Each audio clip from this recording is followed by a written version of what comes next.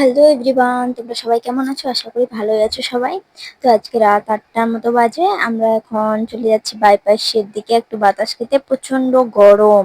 তো petrol pump থেকে petrol ভরে এবার আমরা চলে যাব দুজন মিলে গল্প করতে করতে। বাড়ির পাশে বাইপাসটা হয়ে ভালোই হয়েছে, রাত্রেবেলা তো বাতাস খাওয়া যায় একটু। বাইপাসে কিন্তু রাত্রেবেলা বাইক চালিয়ে বাতাস খেতে খুবই ভালো লাগে। তো আমরা দুইজন মিলে চলে যাচ্ছিলাম রূপাহারে চা খেতে।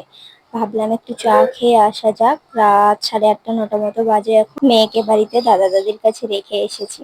তো তোমরা কে কোথা থেকে ভিডিওটা দেখছো অবশ্যই কমেন্টে জানাবে।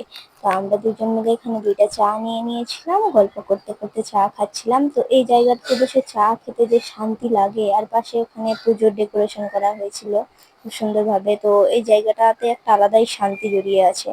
নাহলে মানুষ এত দূর দূর থেকে চা খেতে যায় শুধু ওই জায়গাটাতে। চায়ের যা টেস্টি, সেটা তো কোনো প্রশ্নই ওঠে না। সেটা আমাদের দিকে সবাই জানে ওখানকার চা কত ভালো খেতে। তারপর কিছুক্ষণ বসে আড্ডা দেওয়ার পরে আমরা দুজন বাড়ি ফিরলাম গল্প করতে করতে। তো দেখা হচ্ছে নেক্সট কোনো মিনি ব্লগে। Bye bye.